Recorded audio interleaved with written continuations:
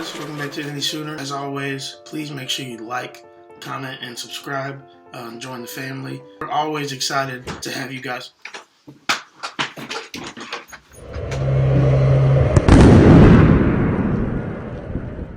What's up, guys? Welcome back to the Any Sooner. It's your boy JP. Back at it again. Hey, I was in California for a couple weeks.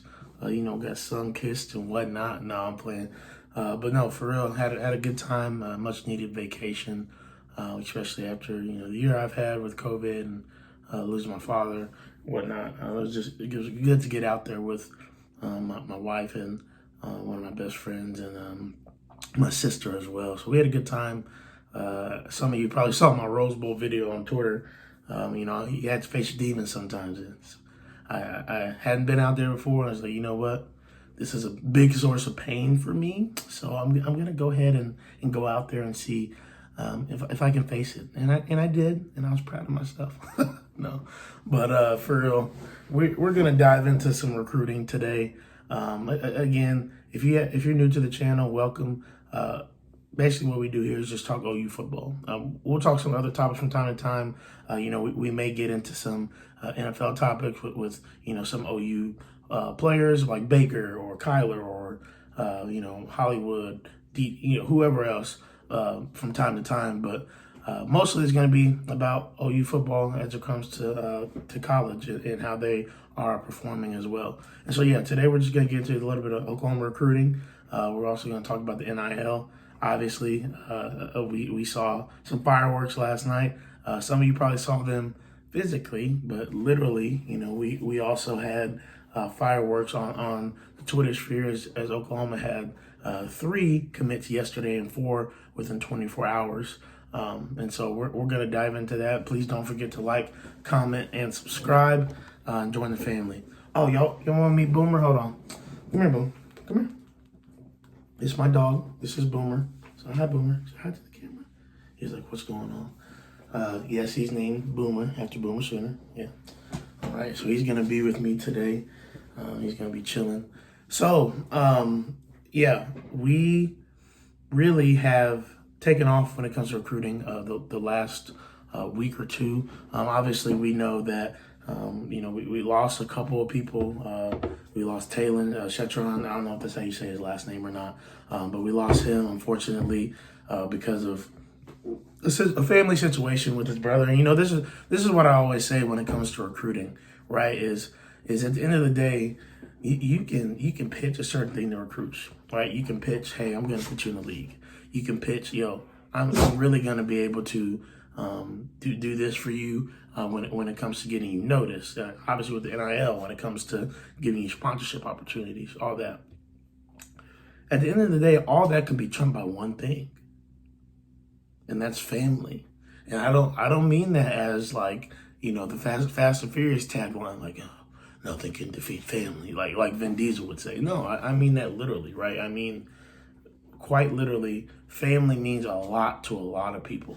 And so when kids are making these decisions, a lot of people are like, well, why wouldn't you make the best decision for your family? Or why wouldn't you make the best decision for the NFL, like longevity? Look, a lot of these kids aren't thinking that at the time, right? And they're going to go where their family is. Like, Tristan Lay went to Clemson because his uncle is an hour from there, right? I said that at the time, and everybody was like, "Well, JP, like it shouldn't be that." No, man, it is that simple a lot of the times, and we have to be willing to understand that and not ever tweet at a recruit that, "Oh, you just don't want to be here." Like, sure, some of them do, but for the majority, a lot of the family factors go into the decision making process. And so with this one, his brother, obviously, they dreamed of playing together.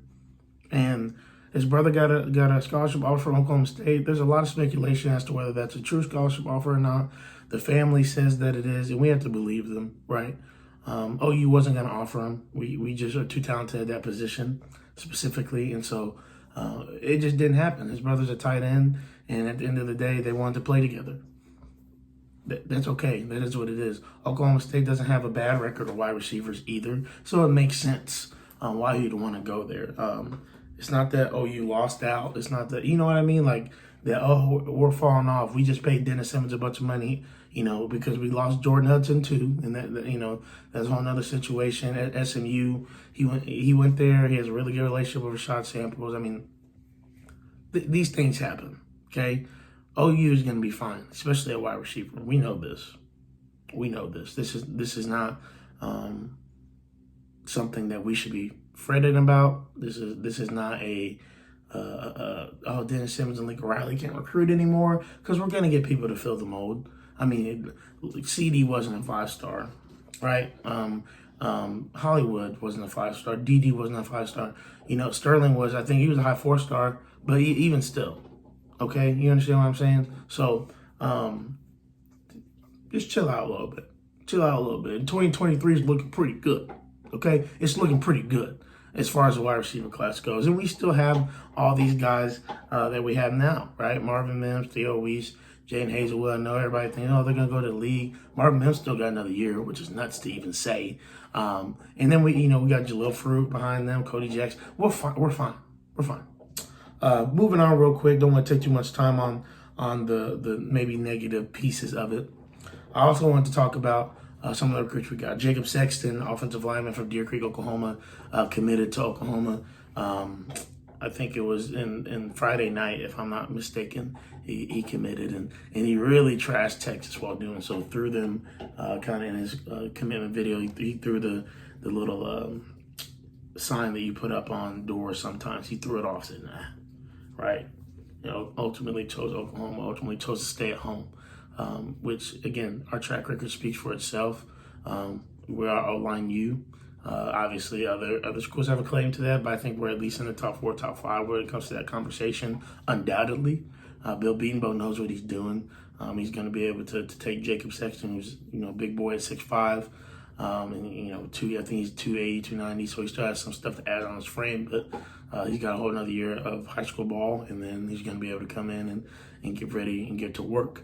So that again is just we keep rolling when it comes to that. And then I wanted to talk about Derrick Moore, and then I'll get to the two other cats that we got yesterday, Robert Spears Jennings and Xavion Brice. So Derrick Moore, that is a top 100 defensive lineman. Okay, that is somebody that is a top 10 defensive lineman. He's top 100 player, right? Top 10 defensive lineman. I think he might be top 5. I need to double check. But he's at a DMV area, and we won him over Ohio State and Penn State. That's not a joke, okay? Especially Ohio State. Now, Ohio State, you can say, oh, well, they have a lot of people. They have a lot of, they're full. They're not, no, like they want depth, right? That's how they gotten to be where they are. And so what you're starting to see, guys, is Alex Grinch's system start to come to play, right? The defensive line has seen some really good years the last 2 years. They're going to see an amazing year this year. We got monsters all over. And that's just going to continue. I can't talk. I'm sorry. That's going to continue to pay dividends as we move forward in recruiting. Now, on the defensive line, we've gotten a lot of 4-stars, right? We've gotten even at times a high 4-star that some may consider a 5-star, like Clayton Smith last year. Some people would say he's a 5-star by some classifications. He at the very least he was a highly rated 4-star. And at the end of the day, what you're going to see is on the line, it's going to speak for itself. And so a lot of people, I will say, are nervous or getting nervous about the 3-stars that we've been getting in the backfield, the defensive backfield. And I just want to point out some numbers to you, right? Okay, so we look at these two, Robert Spears Jennings and Xavion Brice.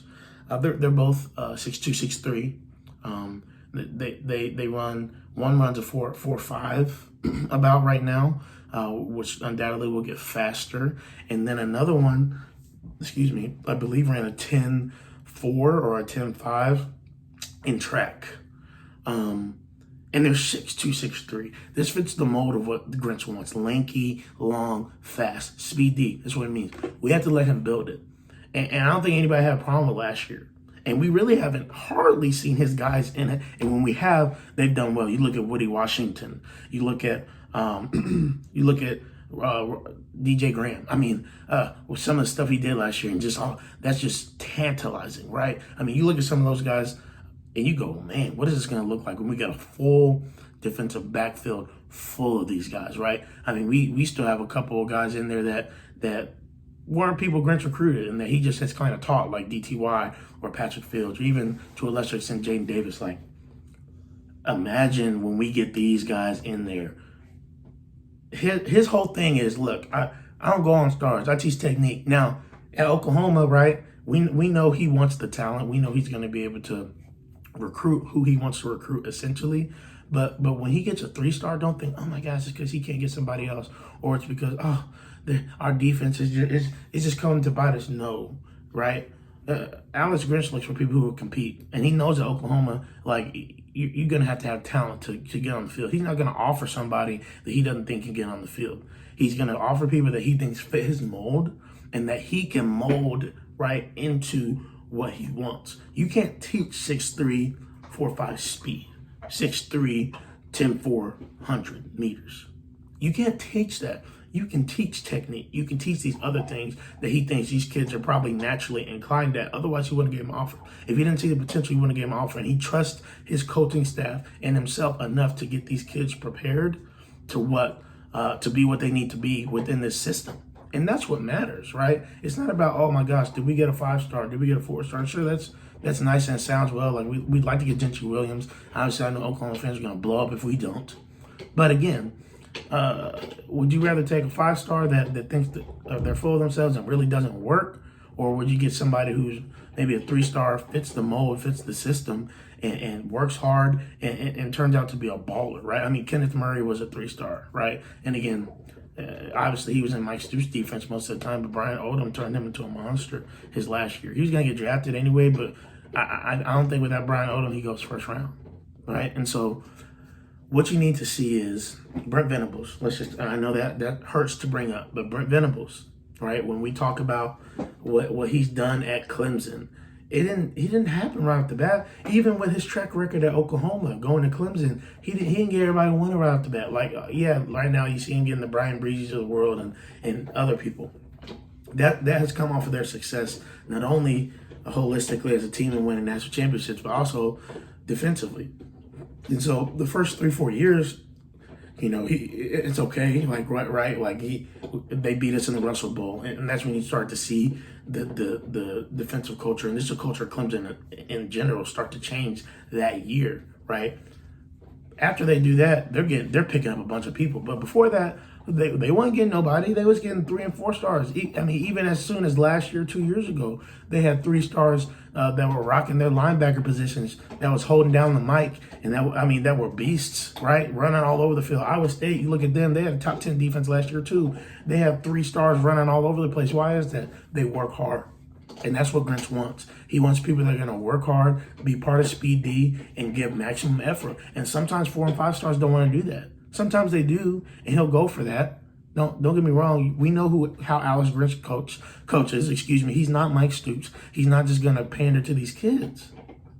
Okay, so let's chill out. It's taking Grinch a little bit. This is his 3rd year, right? He's already shown us a lot in 2 years. Let's trust him. Let's trust that process. Let's trust the Speed D process and see what he does. Because once this thing gets rolling, man, we're gonna have people coming in here just like Clemson has.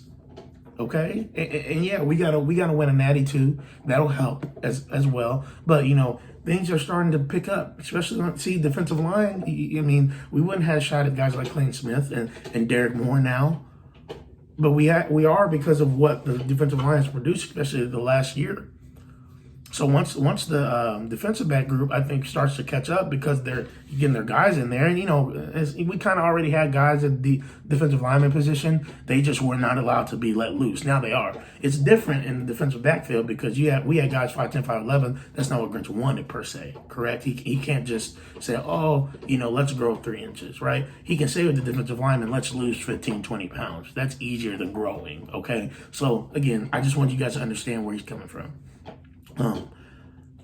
Last but not least, right, I want to talk about the NIL.